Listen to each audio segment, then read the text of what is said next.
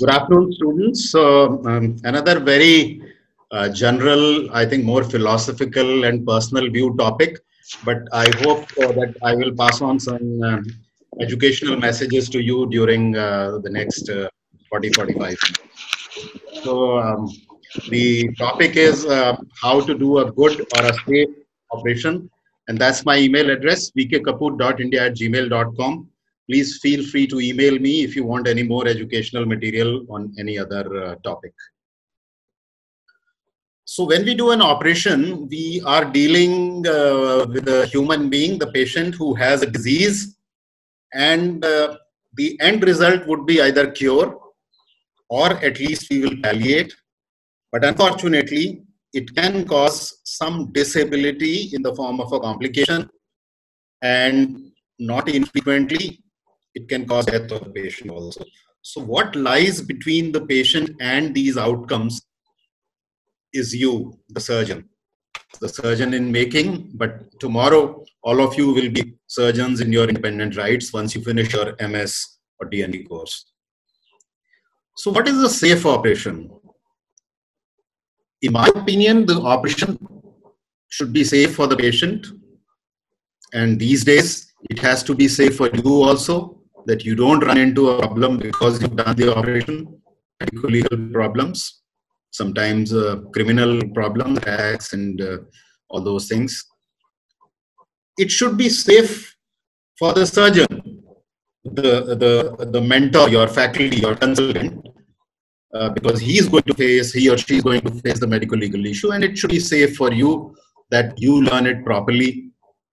And finally, if we look at it from a larger point of view, it should be safe or good for the science of medicine, science of surgery, and ultimately it should be beneficial or useful to the society in terms of its cost and the usefulness. But the most important issue is safety for the patient, because that is the primary goal. That's our primary duty and responsibility, as I discussed with you the other day, as a doctor, as a surgeon, that our first aim should be to make the operation safe for the patient. And in that regard, not in correct sequence, but a very important issue is the correct patient. Now, earlier, especially women from rural background, they used to have this tattoo where the name of the person as well as name of the husband after marriage would be tattooed on the lady's arm so that she could be identified. Those days are probably over now.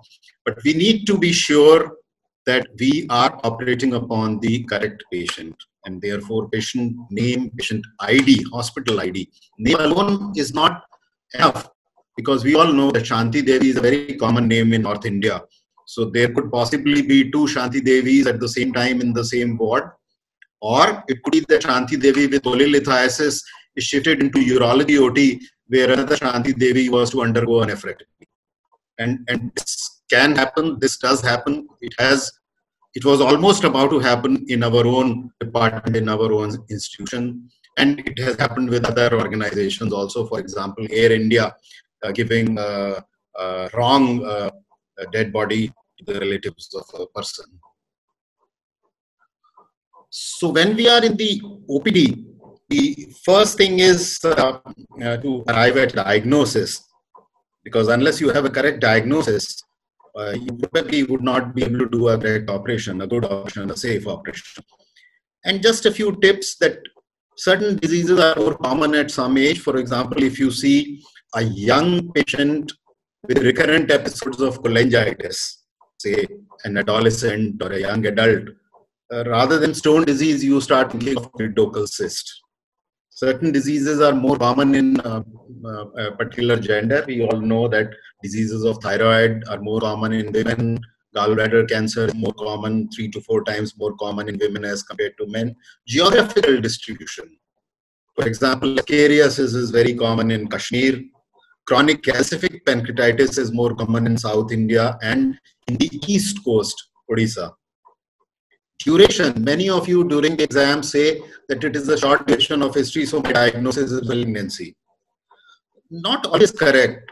Even a patient with benign disease can present to you after a short duration of illness if he is health conscious, if he is health aware, if he has easy access to healthcare. On the other hand, the reverse is true, that if you have a 6 years history, then it is unlikely that you are dealing with malignancy. So a long duration of history probably rules out diagnosis of cancer, but a short duration history doesn't necessarily mean that you are dealing with malignancy. And in the exam, when you have to make a diagnosis or when you have to list differential diagnosis, please remember that common things are common. So don't make esoteric diagnosis. Don't make diagnosis of a disease which you haven't seen in the last 3 years of your residency, or you might have seen only 1 or 2 cases.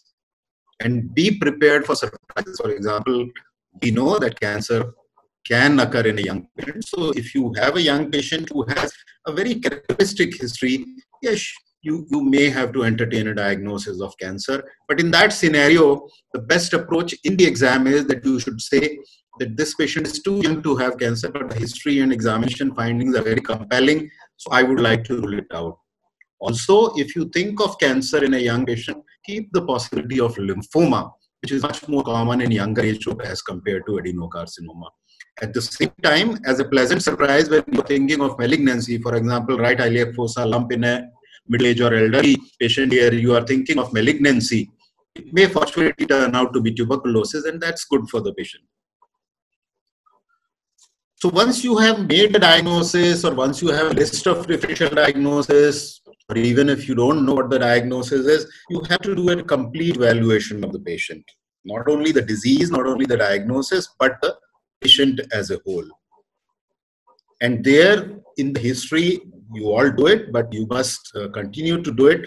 You evaluate for any comorbidities and any lifestyle comorbidities or habits like alcohol intake and smoking.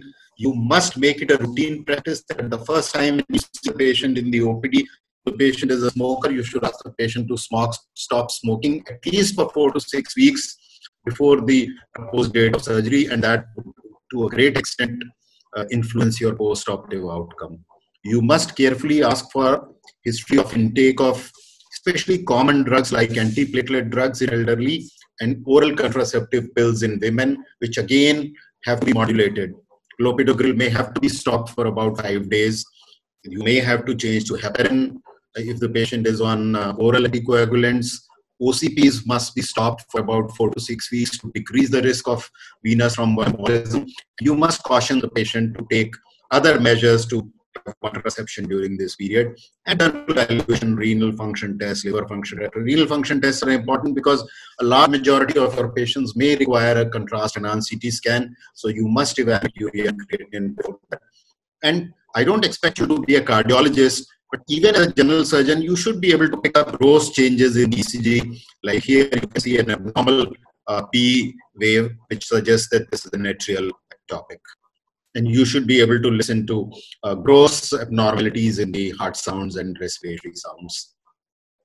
So your investigations are basically directed, number one, to arrive at a diagnosis or to confirm the diagnosis. Second, if it is malignancy, to stage the disease or assess the severity of disease, for example, in acute pancreatitis. And then a list of investigations for the complete workup of the patient from the point of view of anesthesia and surgery.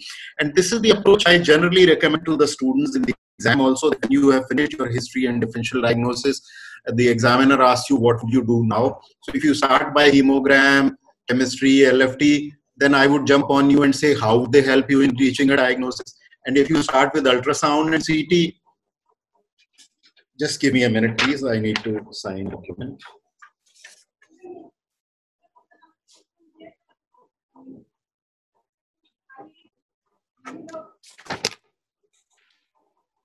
If you say ultrasound and CT, then I would say, oh, you wouldn't do a hemogram and LFT in this case? So the safest approach for a student in the exam is to say, sir, I would like to do 2 sets of investigations, one to arrive at a diagnosis or confirm the diagnosis, and next set is for complete workup of the patient for the management of the patient.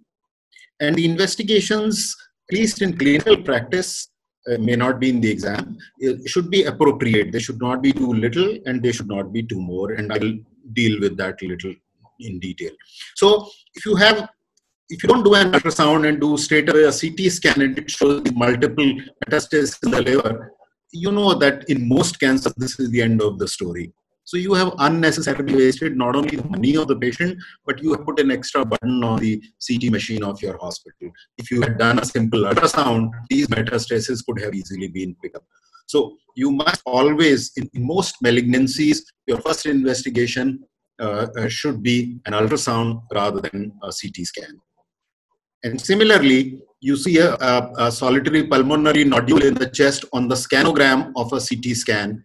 And if you had done the chest X-ray, although these are not from the same patient, you would have seen these cannonball metastases. So in the exam, as well as in your clinical practice, when you become a surgeon, if you are dealing with malignancy, please always get an ultrasound and a chest X-ray done before you go on to further expensive investigations. Because if they show metastasis in most of the cases, except some malignancies like CA breast, renal cell carcinoma, neuroendocrine tumor, where you would still proceed. But in many cancers, this would probably put a full stop on further investigation. Similarly, as a principle, a non-invasive investigation like an MR cholangiogram is preferred over an invasive investigation like a percutaneous transhepatic cholangiogram, both patients of biliary stricture. So you always prefer to do a non-invasive investigation, even if it is slightly more expensive, because the risk is less and you do not cause any complication to the patient. So no radiation, no contrast, safe non-invasive investigation. And then there are certain difficult, not so easily available, more expensive investigations like an endoscopic ultrasound. So a scope is passed into the esophagus, stomach, duodenum, or from below into the rectum or descending colon. And at the tip of the scope is an ultrasound probe. So this is what is known as an endoscopic ultrasound. And it gives better evaluation of structures around the discus. So here the scope is in the duodenum and you can see the lymph node, you can see the aorta. And a PET scan, which is not so freely available as a CT scan, and it's slightly more expensive. And then finally you do an invasive investigation like a staging laparoscopy. So in many malignancies like gallbladder cancer, hepatocellular carcinoma, pancreatic head carcinoma, maybe even in CS stomach and adenocarcinoma of the G junction, before we do a laparotomy, we always, most of the times, recommend doing a sting laparoscopy so that you can pick up a small metastasis like this on the surface of liver or on the surface of peritoneum. And if that is positive, you don't do an unnecessary laparotomy. So in summary, you start with simple, easily available, non-invasive, no radiation, inexpensive investigations such as ultrasound and chest X-ray. And then you go on to semi-invasive or expensive investigations like endoscopy and CT scan. And finally, if required, you may do some investigations which may require referring the patient to maybe another hospital, another city, which are a little more invasive and expensive, like US, PTC, and PET scan. Tissue diagnosis. Is it important in malignancy to have a tissue diagnosis? By and large, the principle is, of course, this would vary from cancer to cancer, that it should be or it must be done if you are not operating, you think it is unresectable. So before you condemn the patient to an unresectable stage, you must get a tissue diagnosis. Or if you are operating but not able to do a resection, so then you should try to get an intraoperative tissue diagnosis. Or if you plan to give neoadjuvant chemo or radiotherapy, then a tissue diagnosis should be done. And there are several ways. Generally, you try to avoid obtaining a tissue diagnosis, say from an abdominal mass, by transcutaneous route. You try to get it done by endoscopic route, and it could be guided by endoscopic ultrasound. In some cases where you can't get a tissue diagnosis, you do what is known as a test of time. So, for example, you have a thick-walled gallbladder which is infiltrating all the adjacent organs. You know that if it is malignancy, you can't resect it.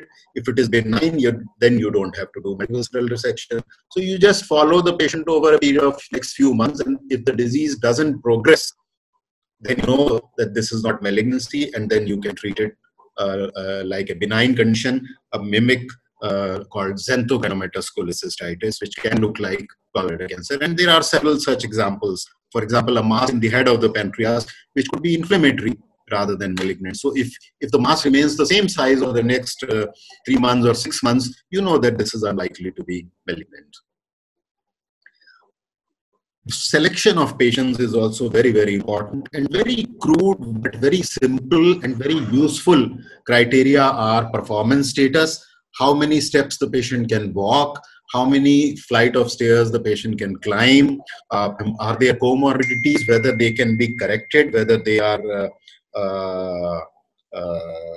controllable by treatment, and the nutritional status. Now, a patient who presents who has this pedal edema, obviously this patient at this point in time is not fit for a major operation like esophagectomy, total gastrectomy, pancreatectomy, or hepatectomy, and you need to either not offer that operation, or you need to do something to improve the nutritional status of the patient.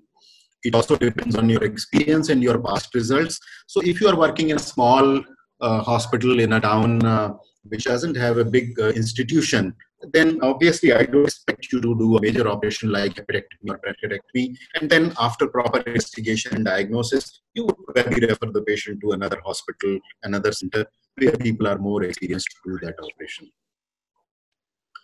The indications for an operation could be life-saving, which is emergency, acute, urgent. For example, a bleed, significant bleed, with patient showing hemodynamic instability, fall in hemoglobin, or if you are suspecting strangulation, for example, in an irreducible obstructed hernia. Most operations that we do, we know the indications, but there are some situations where an operation, although can be done, but should not be done. That means it is not indicated, like a simple cyst in the liver or a hemangioma in the liver, which is deep in the parenchyma. It doesn't require any treatment. And certain situations, for example, a large defect incisional hernia, where the entire abdominal wall is weak because of a previous wound dehiscence and secondary healing, you know that all the loops are going to be adherent.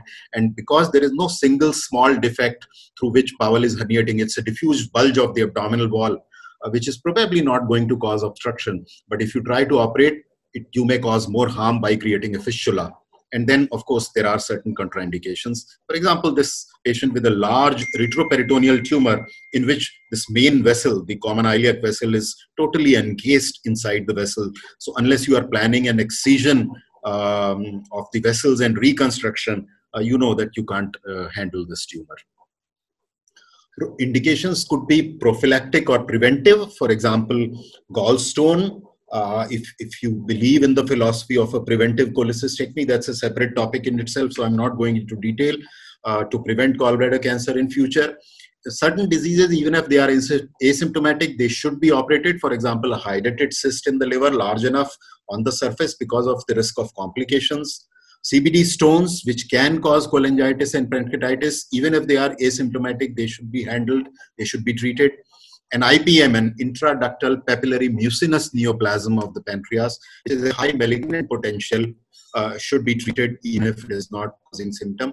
Certain abnormalities like a large aortic aneurysm, abdominal aortic aneurysm, you do a preemptive operation that you want to preempt a rupture or leak, which can be almost fatal because it cannot be immediately handled, so you treat them. Contraindication is more important. Actually, in the first 1 or 2 years of your surgical training, you learn when to do an operation because you know the indications. How to do it, you learn in the next maybe 5 years, 10 years. But when not to do an operation is something which you keep learning throughout your lifetime. And as somebody has said, all of us surgeons know when to operate, but only a good surgeon who knows when not to operate, either because it is not required or because it is going to be even more harmful.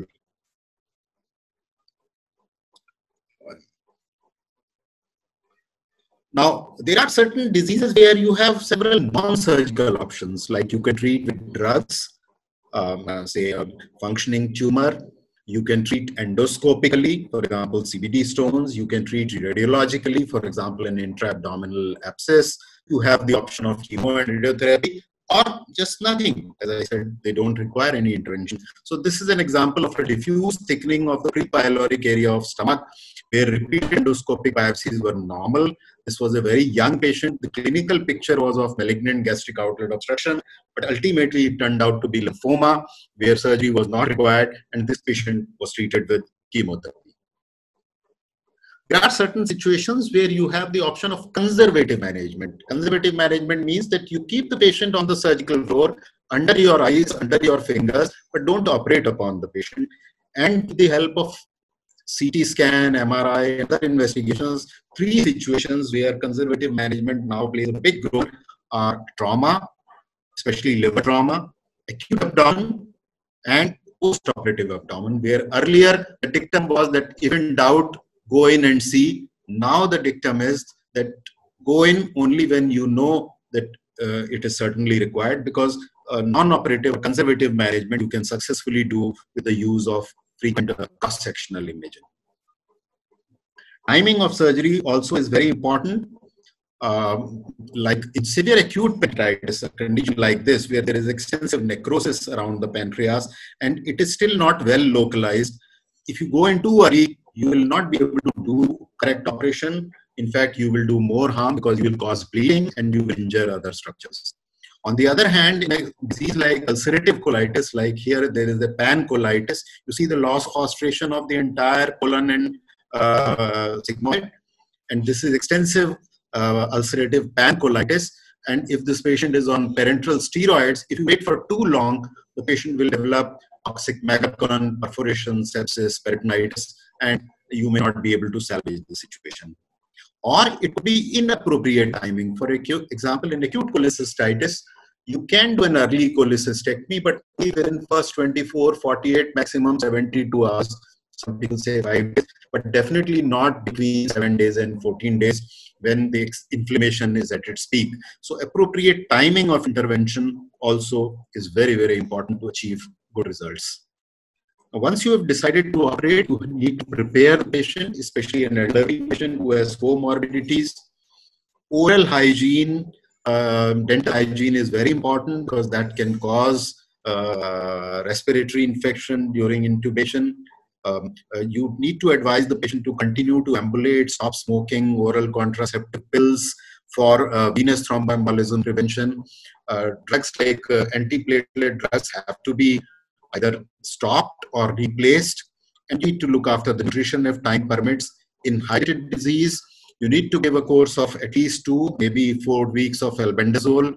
And if you anticipate splenectomy, you need to, for example, in distal pancreatectomy or a carcinoma of the proximal stomach, you need to vaccinate the patient against the capsulate organisms. So the term used is multimodal optimization of the patient for a few days, preferably after admission to the ward, so that you can achieve good post-operative outcome. And then certain diseases require some specific preparation. For example, patients with jaundice require hydration, correction of coagulopathy. A very high bilirubin before a liver resection may require preoperative biliary drainage.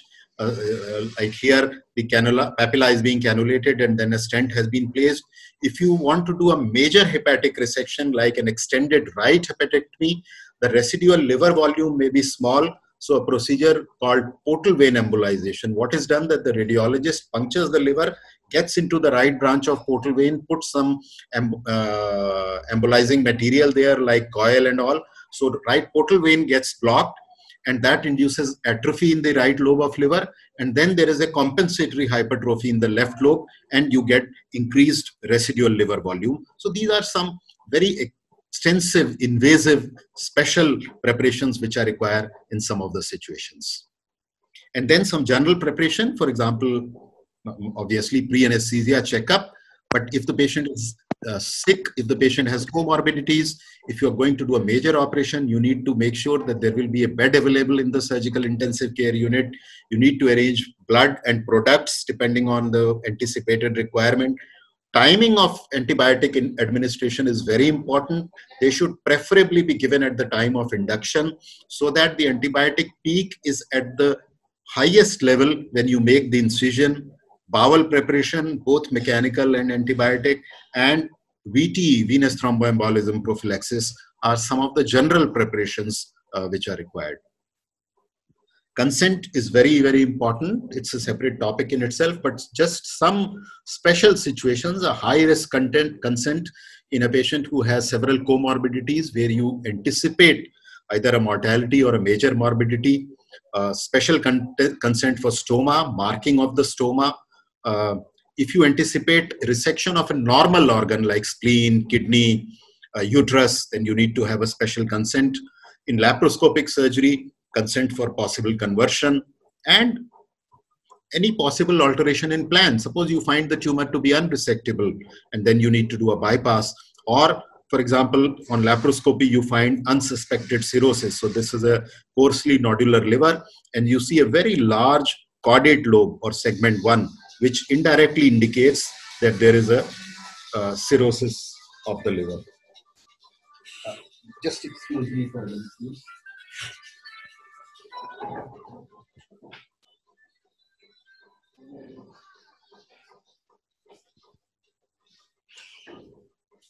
So you need to anticipate these situations and take a consent accordingly. Now, if the patient is in the emergency, then resuscitation, a few hours spent on resuscitation is very important. You should not rush into the surgery, and especially hemodynamics, fluid electrolyte imbalance, acid-base imbalance. So you must get a arterial blood gas done. And to whatever extent you can either control or decrease the sepsis, definitely parenteral antibiotics. Sometimes you may buy a few hours by doing a radiological guided percutaneous drainage of an intra-abdominal collection. For example, a patient with generalized peritonitis who's in deep shock, who's moribund, who is in deep sepsis, you may buy some time and improve the overall condition of the patient by requesting your radiologist to put drains in the peritoneal cavity under ultrasound or CT guidance and drain the purulent or the intestinal contents, and therefore have transient improvement in the condition of the patient, and then operate on the patient. So resuscitation, stabilization, optimization is very, very important. You need to have consultations from other specialties before you go in. For example, in a large C rectum, large pelvic tumor, large retroperitoneal tumor, you may have to get the ureters catheterized, whether one side or both sides, so that you can identify the ureter which is displaced, which is involved, and you don't cause an injury to the ureter. You may need an intraoperative ultrasound to detect the bile duct or the pancreatic duct, so you ask your radiologist to be available. You may need to do an intraoperative endoscopy when you are operating on a patient with obscure GI bleed, so you don't know from where the patient is bleeding. And if you are anticipating a vascular resection, like in that large retroperitoneal tumor I showed, you need to make sure that your vascular surgeon and necessary grafts and sutures are available in the theater when you are going in. In prolonged surgery and in elderly patients, very small patients like young children, hypothermia is a major enemy of surgery. And you must make sure that at all times the patient is properly covered, properly warmed, either with blankets or with warmers, so that the patient doesn't go into hypothermia. So many times we forget when we are preparing the patient that the patient is lying completely exposed in the AC environment, which is comfortable for us. That temperature may not be good for the patient. So we have to make sure that hypothermia doesn't occur. Same way, the anesthetists have to make sure that in prolonged surgery, we use warm fluids rather than fluids at room temperature or cold fluids. Monitoring obviously is important. It could be routine, simple, non-invasive, but in major procedures or in patients with comorbidities, it could be invasive, going up to central line, going up to pulmonary arterial capillary wedge pressure, or even transesophageal echocardiography. Now, to do the operation, you need a good, proper incision, and in laparoscopic surgery, placement of ports, how many ports, which size ports, where to place the port is very, very important. Retraction is important, especially self-retaining retractors are very useful. I remember when we were residents, we used to retract when we could not see anything, but these days we have self-retaining retractors, so they can replace a first-year resident or an intern and achieve good retraction. Good lighting is very important, using headlight, and in laparoscopic surgery, proper and good quality camera and telescope are very important. I would skip some of the slides. Yeah. So after you finish the operation, before you close, this is a very important exercise, sponge count.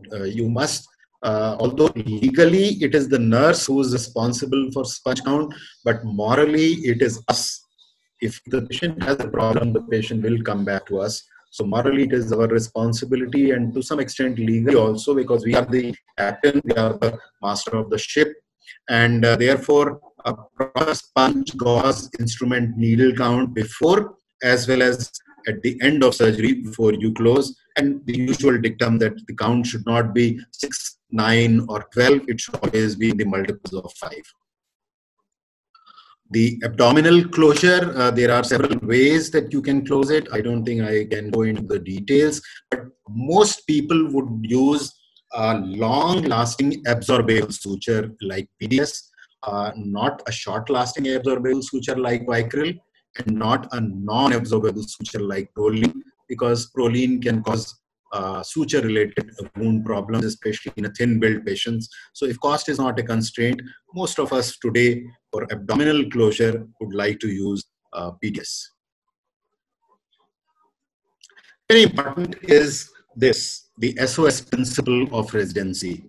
You should know your limitation, how much you can do, but more importantly, what you cannot do. So if you feel you cannot do a particular step, a particular operation, you should not hesitate to ask for help. Don't think that your consultant will say that, oh, he is a third-year resident, he doesn't know even how to do an anastomosis. Agreed, you may get some brickbats, you may be reprimanded, but as I said earlier, our first aim, our first goal is safety of the patient. So if you do an anastomosis which you think or which you know you cannot do it properly, and the patient has a leak, the patient will definitely have a major morbidity and can even die. So even at the cost of your ego, your prestige, your reputation, in the eyes of your consultant, please keep the safety of your patient as foremost. And if you feel that you cannot do something, please ask for help from your senior colleague. Now, in certain diseases, we do a staged management. We don't finish everything in one go. For example, that patient with ulcerative colitis I showed. Now, if the patient is sick, if the patient has been on steroids, if the patient is nutritionally depleted, we would not do the ideal operation for ulcerative colitis in the first go, which the restorative proctocolectomy with an ileal pouch anal anastomosis. Because one, it will be too big an operation for that patient at this time, and second, there is bound to be an anastomotic leak and sepsis. So what we will do, we will stage. In the first stage, we will do only a total colectomy, leave the rectum behind, do the simple part, and a stoma. In the second stage, after the patient has come out of steroids and improved nutritionally, we will do a pouch and still create a temporary diverting stoma and then close the stoma at a later date. Same way in a corrosive stricture, esophageal stricture patient is nutritionally depleted, we will do a feeding jejunoscopy first, improve the nutritional status of the patient, and then do an esophageal bypass. And same way in CA rectum, which comes with obstruction, and patient has been obstructed for several days, proximal bowel is hugely dilated, edematous, we probably will do a diverting stoma first, and then deal with the cancer at a later stage. So you should and you can stage the procedure in certain situations. Now, most cancers require adjuvant treatment, which could be neoadjuvant. For example, this is the MRI of a patient with CA rectum. This is the rectal lumen. That's the growth. And you see that growth has gone into what is known as the mesorectum, the soft tissue around the rectum. So these are cases which are suitable for neoadjuvant chemoradiotherapy, and then you operate upon them after a few weeks or a couple of months. And similarly, in a disease like hydatid cyst, both pre-operatively and post-operatively, an adequate course of albendazole to prevent dissemination or recurrence of the disease. After care, post-operative care, pain relief.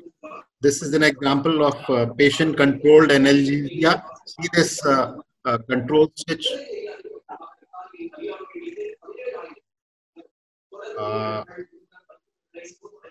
Can somebody please put off the mic? I can hear some. So you see this patient controlled switch in patient's hand. This is patient controlled analgesia, which could be IV or epidural, which is a very good method of a post-operative analgesia. And then ambulation, test physiotherapy, nutritional care, and care of tubes and drains is also very important. I think I would not go into the complications because I know that I am already 45 minutes. So if Dr. Radhakrishna wants, maybe I can do a split session on complications. So I'll skip the complications part. And documentation is very, very important. As I said the other day, even the plan of management, whatever discussions are done during the board round, whatever decisions are taken, must be documented. Of course, you should have a detailed record of operative findings, operation notes, what complications occurred, how they were managed, what was the outcome, and then a complete discharge summary mentioning all these things. Communication at all levels is very important, and it's a safeguard against the growing distrust between the patients and doctors. If you communicate well with the patient or with the relatives, the chances that you will have a medico-legal case against you are very, very small. If there is a open channel of communication, even if the patient dies, even if there is a complication.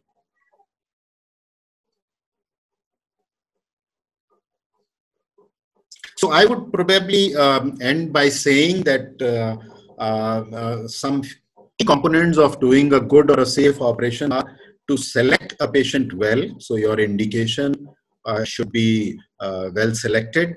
You should prepare the patient, whether it is elective or emergency, and depending on that, you take either a few weeks or a few hours. You should keep the patient and the relatives informed about the condition of the patient, about the stage or severity of the disease, about what your plan is, as well as what has happened. No doubt you should cut well, so you should know the skills of surgery. And it's not that you do the operation and then you go home and ask your younger colleague to look after. You must look after the post-operative period also till the patient has recovered from the operation. So you should read both anatomy as well as operative surgery. You should keep revising. As I said the other day, before you go for an operation and after you go for an come back from an operation, you must read that operation from an operative surgery textbook. You should keep refreshing yourself by revising, and you need to relearn. Don't think that once you have done an anastomosis, you are a master. Next time when your senior colleague is doing, see how he does the anastomosis better. Keep retraining yourself by attending meetings, courses, and workshops. Of course, recertification is not mandatory in our system now in all states, but in some states and in some countries it is mandatory. And if you are working in a hospital, in a department, keep re-looking into your own data, which means that you keep data and keep doing regular audit, weekly, monthly, yearly, to see whether how you are doing, how you compare with the best or with the optimum, and how you can improve your results. So ultimately, the patient should be safe for surgery, which means your selection and preparation. The surgery that you do should be safe for the patient, so your procedure should be well done. You should be safe for that procedure, so you should know how much you can do, what you cannot do, where you need assistance, where you need help, and if help is not available, where you need to refer the patient to. And then, of course, the surgery or the operation should be safe for you so that you don't run into medico-legal issues because of a complication or a mortality. So I would like to thank you once again. This is the illuminated building of SGPGI main hospital, and that's my email address, vkkapoor.india@gmail.com. If any of you, the students, want any reading material on any topic, if I have it, I will definitely send it to you by email. Thank you very much. Sir, we have about 10 more minutes, and any queries, any comments from anyone? Yeah, please. I think there are some senior... Professor RPS is there, sir? Yes, please. I will be happy to have the comments from them. Sir, yesterday we had a discussion, and you were busy that time about what should an ideal resident learn. You should learn the Yes. principles, or you should learn technique. My question from there is that what is important? Is it that the etiquette and the principles and the policies and guidelines that we need to learn, or is it that technique of surgery is important, or how much percentage will you give to each? Yeah, I think it's a very difficult question to answer. Obviously, as a surgical resident, the residents have to learn the skills of surgery. But I think the foundation is a good human being, a good doctor. My personal opinion is I am willing to take a resident who's average skilled, but is kind, compassionate, hardworking, sincere, rather than take an excellent surgical skill resident who doesn't fit into the team and who is not nice to the patient. Yeah, somebody. That's my personal. Ajay, you want to ask something? Okay, Dr. Jay. Yes. Okay. Equal to you half. Okay. Second question, sir.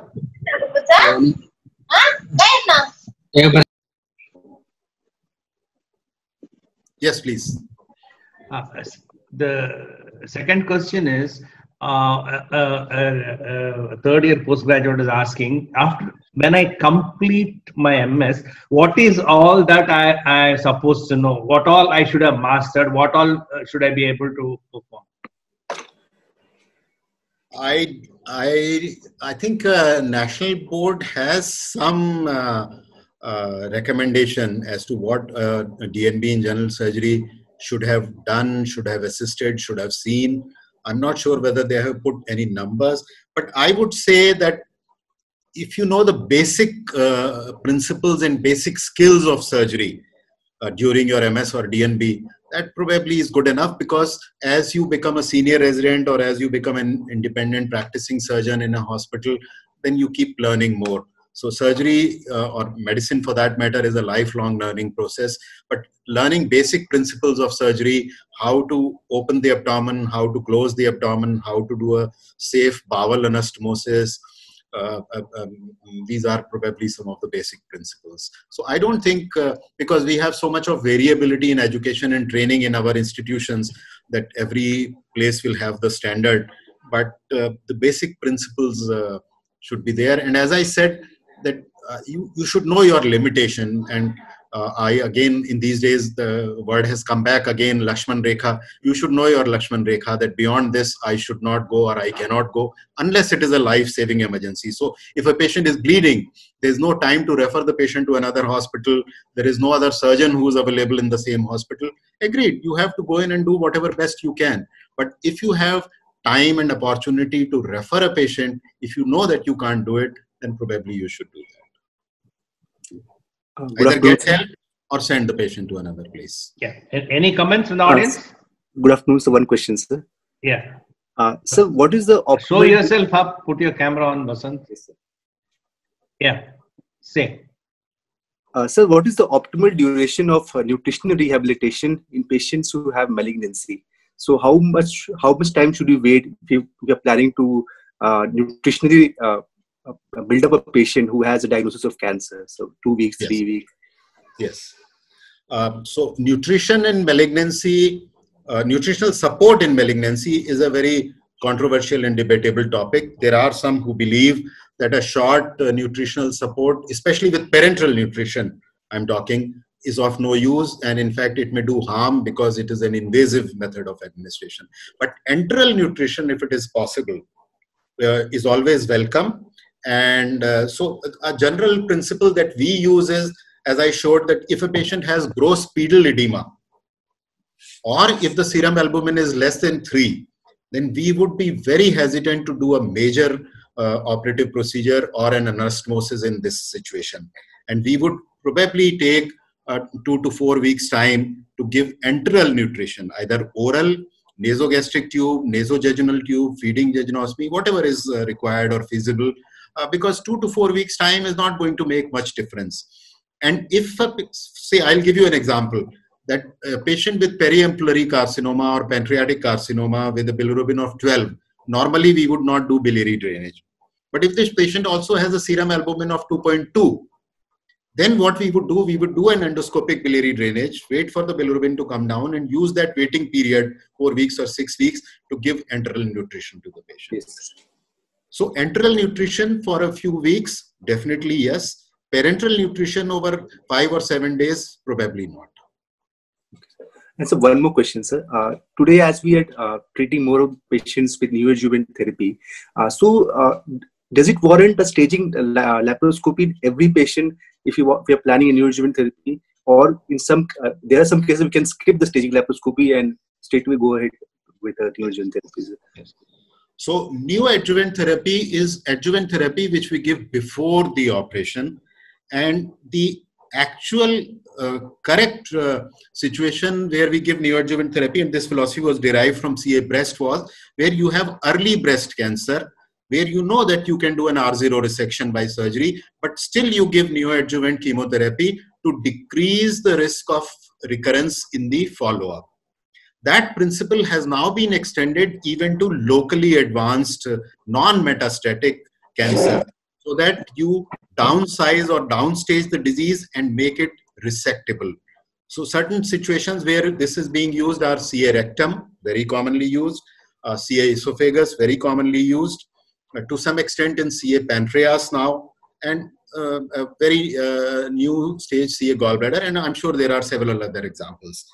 So once you give neoadjuvant treatment, you can assess the response either clinically, so if there was dysphagia, you know that dysphagia has improved, or radiologically by CT scan or MRI, which shows the anatomy, or biologically by PET scan or by tumor markers. Staging laparoscopy wherever it is indicated. So as I said, in CA gallbladder, in CA head pancreas, in CA stomach, in SCC, you would do staging laparoscopy. But colorectal cancer, even otherwise, we don't do staging laparoscopy. So the same principle will follow. So I'm talking about before giving neoadjuvant therapy. Does it mandate a staging laparoscopy before starting?